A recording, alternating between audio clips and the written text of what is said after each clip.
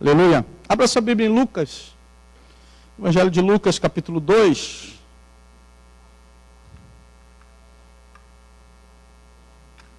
Lucas, capítulo 2, nós vamos ler a partir do verso 41.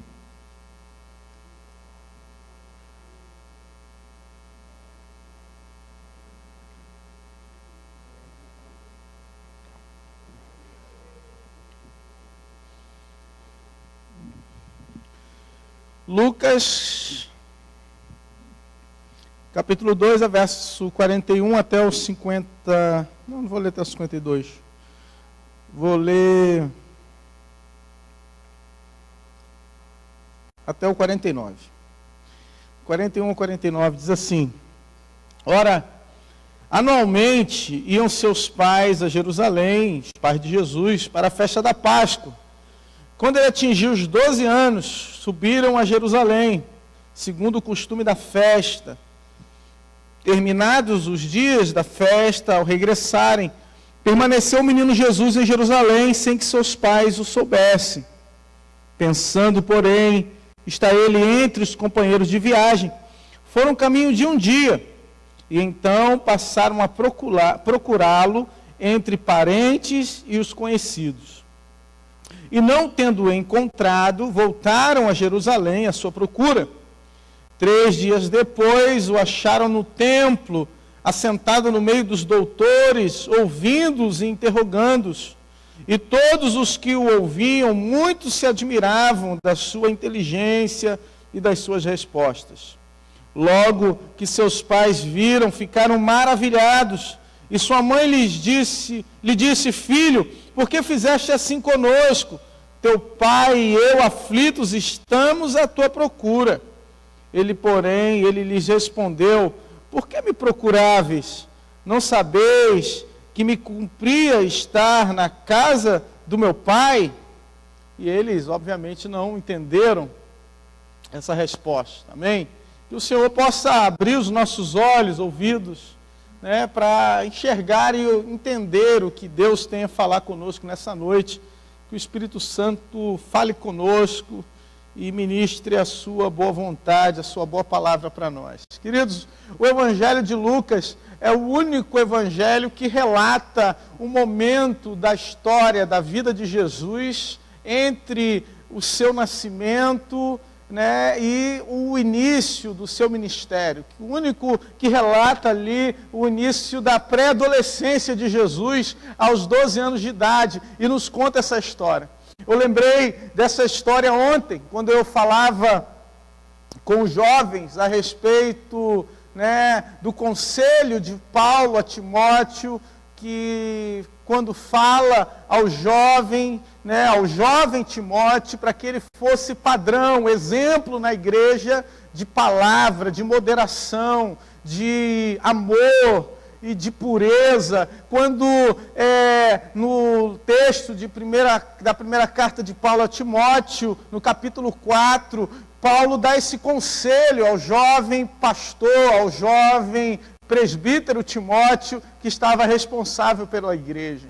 E eu lembrava, porque o jovem, ele quer ter voz, o jovem quer ser ouvido, o jovem quer que a sua palavra tenha significado. Hoje o jovem quer que a sua voz seja alcançada, e por isso eles criam canais no YouTube, eles criam plataformas e investem nessas plataformas de redes sociais para que eles possam cada vez mais falar e serem ouvidos, escutados. Querem que os pais ouçam a sua voz, querem que os tios, os professores, aqueles que estão à sua volta, escutem o que eles têm a dizer.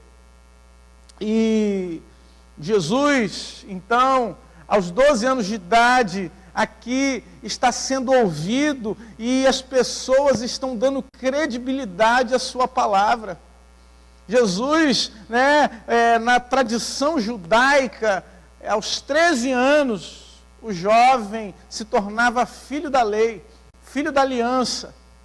Aos 13 anos ele já era inserido na vida adulta, ele já tinha voz, já poderia ser ouvido como um adulto. Jesus, aos 12 anos de idade ainda, uma criança, aos olhos daquela sociedade e também aos nossos olhos, já tinha intimidade com Deus, já tinha compromisso com a palavra, já tinha um entendimento do que ou qual era o seu propósito aqui na terra, a ponto de se interessar pelas coisas do Pai, pelas coisas de Deus, e estar dentro do templo conversando com os doutores, com os homens que passaram a vida inteira estudando o texto sagrado, com homens que passaram a vida inteira estudando a palavra de Deus. E é por isso que nós entendemos, queridos, que não importa o tempo que estamos servindo ao Senhor, não importa o tempo que estamos na casa de Deus, não importa talvez, a nossa caminhada, se de repente surge alguém que tem menos tempo do que nós, de repente surge uma pessoa que tem menos passagens, experiência do que nós temos. E de repente chega essa pessoa e começa a realizar obras, de repente essa pessoa chega e começa a pregar, de repente a gente olha para a vida daquela pessoa e começa a ver um desenvolvimento maior na vida dela. Muitos irmãos podem ficar chateados com isso. Muitas pessoas podem se sentir feridas com isso. Podem se sentir magoadas com alguém que está chegando agora e já quer sentar na janela. Alguém que chegou ontem, conheceu o Evangelho ontem e já está pregando. Jesus, apesar de ter aqui 12 anos de idade, nos dá um exemplo de como podemos servir a Deus. De como podemos ter a nossa vida à disposição de Deus para que Ele faça conosco o que Ele quer. Jesus, como 100% homem, ainda não havia iniciado o seu ministério. Estava na fase de preparação, porque entendemos que o período de Nazaré, o período em que Jesus estava com os seus pais, era o momento de preparação de Deus para o seu ministério. Para o início daquilo que seria o ministério que revolucionaria o mundo e que alcançaria a todos nós. Jesus estava nessa caravana que os seus pais iam de ano em ano para Jerusalém, como bons judeus que eram, celebrar Páscoa. E muito semelhante ao que aconteceu na morte de Jesus, em que também num período de Páscoa, Jesus ficou 3 dias no seio da terra. Também Jesus aqui foi perdido 3 dias dentro do templo. Jesus também foi esquecido por 3 dias. Por 3 dias perderam Jesus. E depois desses 3 dias encontraram Jesus compartilhando sabedoria.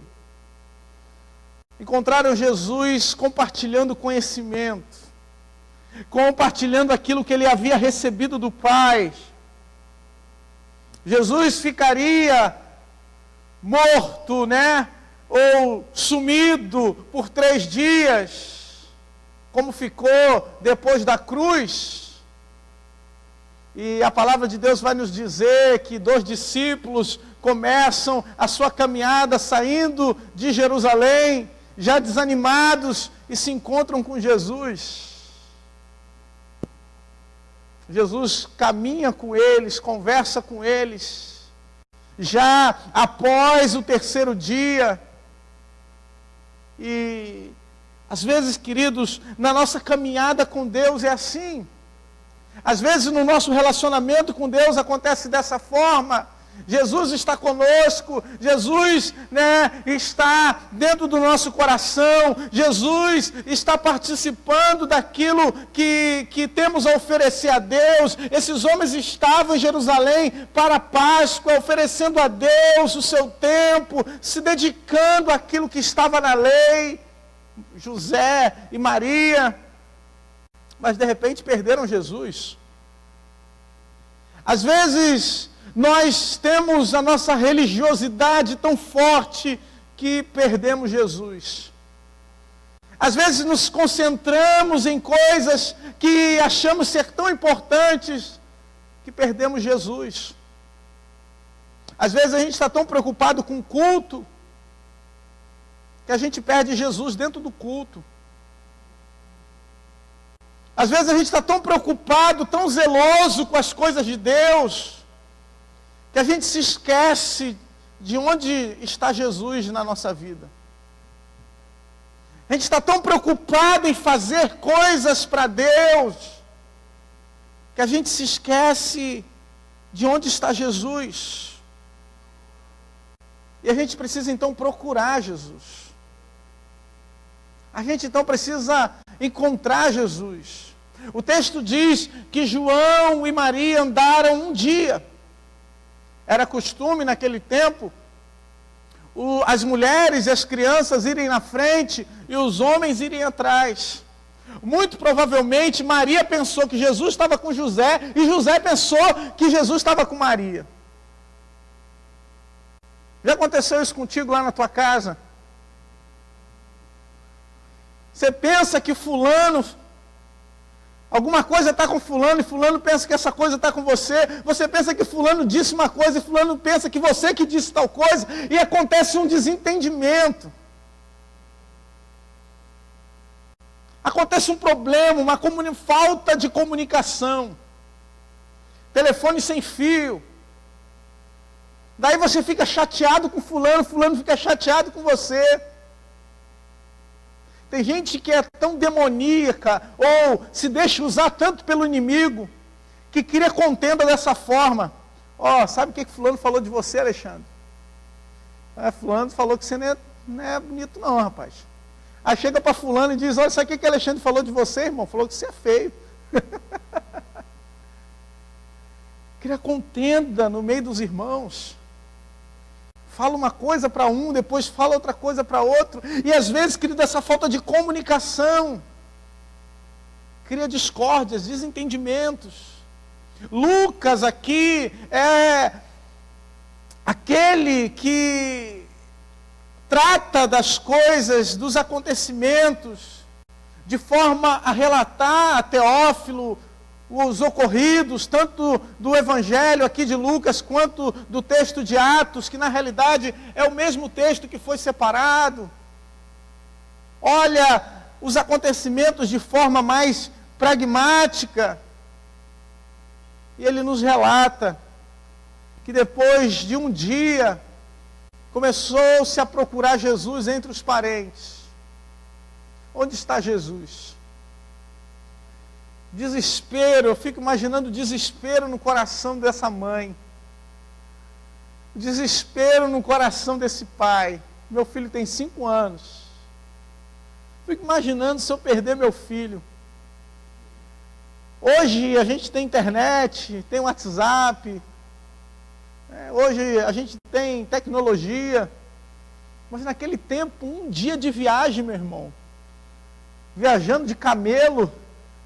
Viajando de tudo que é forma a pé. De repente tem que voltar. Um dia se foi para ir, um dia se foi para voltar, e uma parte de um dia procurando Jesus em Jerusalém. Imagina a mãe desesperada. Primeiro que passa, onde é que está? Você viu Jesus? O menino é assim, dessa forma. Não viu uma criança perdida por aí? Não viu uma criança? No meu tempo a gente tinha medo do homem do saco. Tinha um homem da Kombi, o velho da Kombi, podia ver uma Kombi que a gente saia correndo com medo. O pai, a mãe já pensa logo que aconteceu alguma coisa, foi sequestrado o garoto. Estão pegando os órgãos da criança para vender. Pai e mãe já pensa o pior cenário possível. Esses dias, Matias queria ver, esqueceram de mim. Falei, meu filho, quem te falou que existe que esqueceram de mim? Falei, não, eu vi o 1, eu quero ver o 2. E o esqueceram de mim é isso, queridos. A família vai viajar, de repente a criança se perde naquele contexto da viagem, e o menino está muito bem. O menino está fazendo um monte de coisa, e os pais estão preocupados com a criança. Jesus aqui estava feliz em estar na casa do pai, enquanto os pais estavam preocupados com o menino, estavam desesperados com o menino. E quando então Maria começa a procurar Jesus nos lugares, começa a andar procurando onde é que está o menino, de repente, quando encontra no verso 49, a resposta de Jesus é: por que vocês me procuravam? Olha, menino insolente. Por que me procuravam? Em outras palavras, Jesus está dizendo: eu não estou perdido. Eu sei o que estou fazendo. Eu estou no lugar onde eu sou acolhido. Eu estou no lugar onde eu sou respeitado. Eu estou no lugar onde eu sou ouvido. Eu estou no lugar onde ouvem a minha voz. Por isso, na casa do meu pai, a casa do pai é chamada casa de oração. É o lugar de falar com Deus e lugar de ouvir Deus. É o lugar onde a igreja se reúne. É o lugar onde Deus se manifesta. É o lugar onde vem o fogo do céu. É o lugar onde os sacrifícios são oferecidos. É o lugar onde Deus fala com a igreja. Por que me procuravam? Por que vocês estão inquietos, desesperados? Meu irmão, quando eu era pequeno, minha mãe tinha um problema com uma coisa chamada fliperama. Não existe mais. Mas, meu irmão, se minha mãe me pegasse dentro do fliperama, o couro comia lá em casa. Parece que aquilo ali era casa de Satanás ali dentro. Eu podia estar em qualquer lugar, meu irmão, mas se minha mãe me visse dentro de um fliperama, ela falava: eu vou lá dentro te buscar. Mas, mãe, o que tem? É tão legal. Tem uns jogos tão legais lá dentro. Mas ela falava: não, que lá tem influências, lá tem pessoas, lá tem drogas, lá tem isso, tem aquilo. Eu falava, até colocava tanto medo. E um dia, um amigo meu falou assim: olha, tem um dinheiro aqui, vamos ali, vamos jogar um totó. Tinha um totó dentro do fliperama. E um dia eu estava jogando totó lá dentro, minha mãe passou na rua. A minha mãe foi lá dentro e me deu um pescotapa. E daqui a pouco eu fiquei branco, já sou branco. E fui para casa quietinho. Estava jogando no fliperama. E meu irmão, Jesus pergunta para a mãe de Jesus, para Maria: não sabiam que eu tinha de estar na casa de meu pai? Onde é que vocês estavam me procurando? Onde é que vocês achavam que eu estava? Onde é que vocês pensavam que eu ia estar? Ah, meu irmão, eu queria ser criança como Jesus era. Quando a gente é criança, a gente quer jogar futebol. Quando é criança, a gente mata a aula para brincar com os amigos, para dar uma volta no shopping. Mata a aula para tomar banho na praia do Flamengo. Quando a gente é criança, a gente quer ver séries, a gente quer estar com os amigos, com a família. Eu imagino que aquele momento ali para uma criança era um momento de festa, de estar com pessoas que não se via há muito tempo, ir numa viagem até Jerusalém, uma caminhada. Se eu falo para o meu filho: filho, vamos ali, fala um lugar aí. Não, fala um lugar distante. Vamos ali, meu filho, em São João de Meriti, ele vai todo feliz. Nem sabe o que é. Vamos lá, filho, em Santa Cruz da Serra, ele vai comigo. Vai curtindo a viagem, vai todo feliz. Você está passando em rua de barro, choveu, está tudo cheio de lama, ele está feliz. Para a criança, todo tempo é bom. Jesus estava mostrando para nós qual deve ser a nossa prioridade. Jesus estava nos ensinando qual é a nossa prioridade de vida. Qual era a prioridade de vida de Jesus? Porque a gente investe naquilo que a gente gosta. A gente investe tempo naquilo que nos atrai, naquilo que chama a nossa atenção. Tem gente que o futebol chama tanta atenção que ele não só assiste futebol, como assiste o VT do futebol. Quando depois, no outro dia, ele lê o jornal do futebol. Depois ele assiste a mesa redonda do futebol. Ele sabe tudo de futebol. Tem gente que sabe de diversos assuntos. É conhecedor profundo de diversas matérias, mas se pergunta alguma coisa da Bíblia, irmão, passo. Essa daí eu passo. Essa daí não sei nada. Tem gente que conhece tudo. Sabe tudo que vai passar na televisão. Sabe tudo que passou no cinema. Assistiu todos os filmes desse ano e olha que foram poucos. Por causa dos cinemas fechados. Sabe tudo. Mas se for falar a respeito do reino de Deus, a respeito dos céus, uma criança sabe mais do que ele. E meu irmão, o Senhor também nos ensina, queridos, que se queremos aprender algo de Deus, se queremos ouvir Deus falar, precisamos colocar Ele como prioridade e estar na sua presença como uma criança, como um menino. Estar na casa do Pai não é para estar na casa do Pai, no templo, como críticos.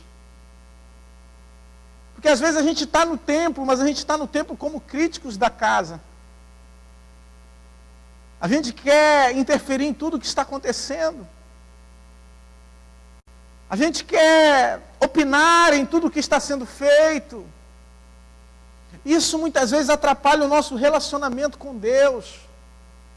Atrapalha a nossa intimidade com Deus. Porque a gente começa a olhar os defeitos. A gente começa a olhar as falhas humanas.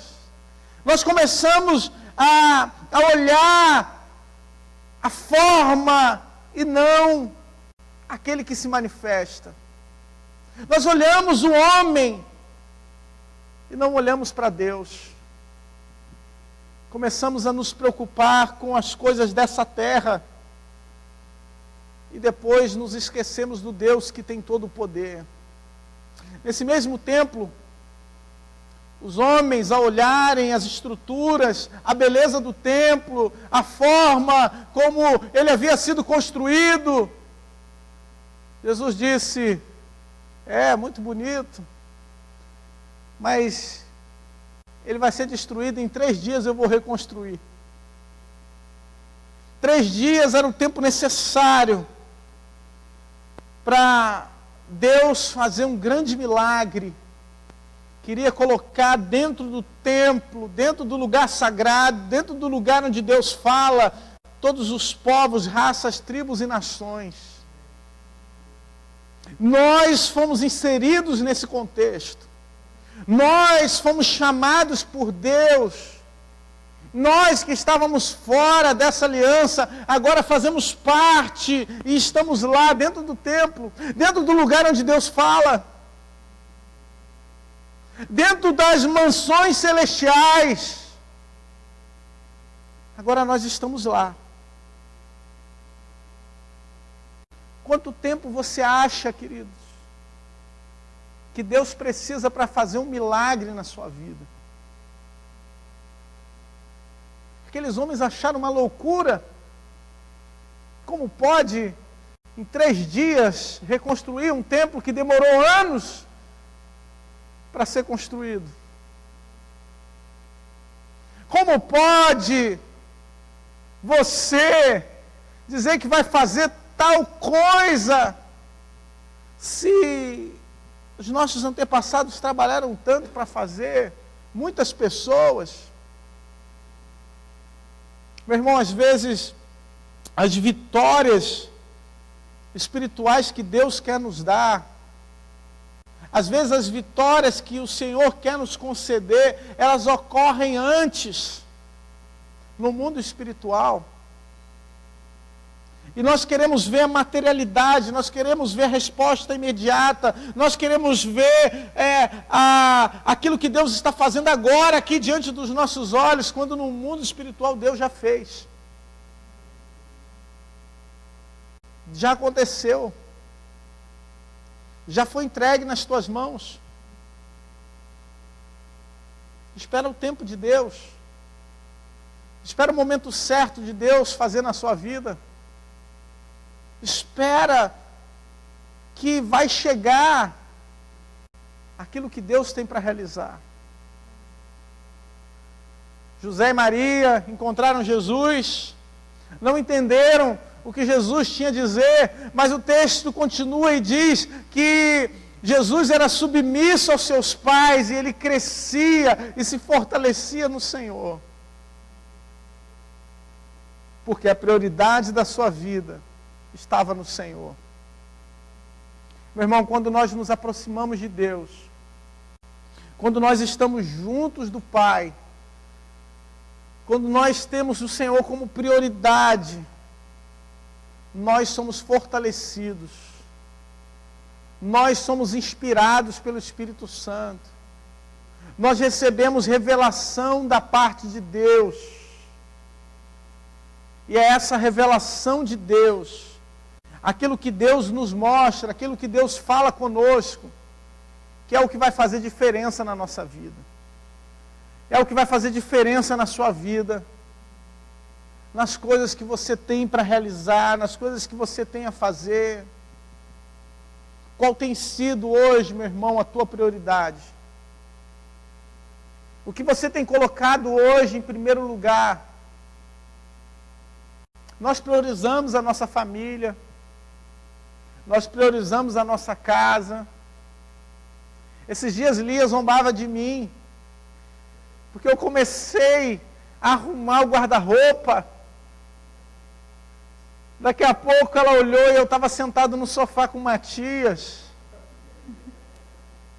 Eu falei, amor, estou priorizando aqui o relacionamento com meu filho. Ela falou, poxa, 2 dias para arrumar o guarda-roupa. Eu falei, é porque está muito bagunçado. Irmãos, a nossa prioridade deve estar no Senhor. A nossa vida deve estar nas mãos dEle. Porque não somos responsáveis pelo nosso futuro. Ainda que achemos que temos o controle de alguma coisa, no final quem dá a última palavra é Deus. É Ele quem te chama, é Ele quem te renova, é Ele quem te coloca de pé, é Ele quem fala ao teu coração, é Ele quem tem sonhos e projetos de reconstrução e de restituição na tua vida. Quando pensavam-se que tudo estava acabado, quando pensaram que o ministério de Jesus havia terminado porque ele tinha sido morto na cruz, ao 3º dia ele ressuscitou. Ressuscitou num corpo glorioso. Ressuscitou para estar hoje à destra do Pai. Ressuscitou para ir buscar a sua igreja. Ressuscitou para nos levar para junto de si e morarmos com Ele na eternidade. Para estarmos junto com Ele, construiu morada para estarmos juntos.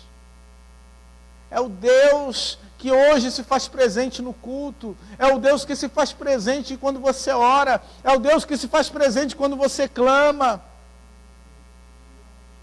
É o Deus que hoje nos constitui templo e morada do Espírito, em que habita nos nossos corações. Eu quero orar pela sua vida, quero orar pela sua casa, pela sua família. Quero orar pelas suas prioridades, meu irmão. Porque às vezes nós gastamos o nosso tempo,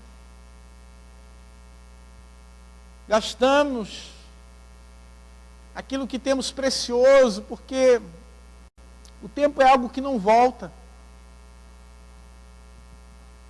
Você chora o tempo que você corria, o tempo que você era forte, o tempo que você tinha cabelo. Oh, Deus. O tempo que o cabelo era preto, né, irmão? Às vezes você chora, não volta mais. E aquilo que a gente constrói hoje é o que vai fazer diferença lá na frente. É o que vai fazer diferença daqui a alguns anos. Às vezes a gente fala, não, eu vou fazer, eu vou começar. E esse vou fazer, vou começar, nunca começa. Nunca tem o primeiro dia. O irmão trabalha com educação física, sabe que às vezes a gente faz promessas que a gente vai começar na academia, irmão, me espera lá. Irmãos, a gente precisa dar o primeiro passo. A gente precisa acordar, dizer eu vou. E daí um passo de cada vez. O Espírito de Deus que fala ao teu coração, talvez já tenha falado contigo, vai lá, pede perdão.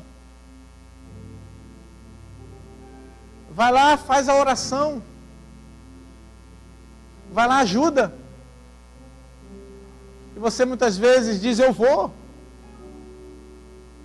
Mas depois, o tempo passa, e aquilo já não é mais prioridade, aquilo já não é mais uma coisa que você tem que fazer naquele momento, e fica sempre sendo adiado. Nós precisamos começar hoje. Quero fazer uma oração pela sua vida. Se você puder ficar de pé.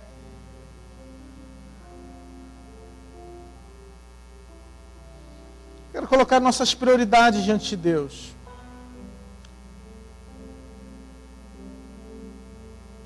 Irmãos, adorar a Deus é uma prioridade. Louvar a Deus é uma prioridade. Mas a igreja tem um propósito. O culto tem o propósito de adorarmos ao Senhor, de louvarmos o nome dEle.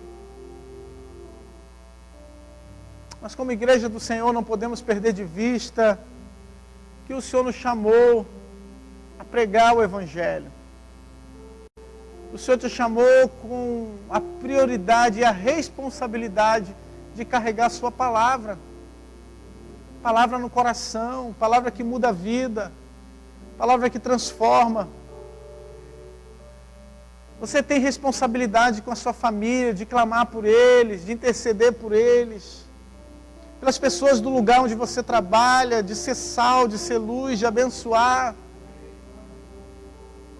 E você só pode fazer isso, meu irmão, se você estiver firmado na palavra de Deus, se o Senhor for sua prioridade, se você colocar o Senhor como primeiro lugar na sua vida.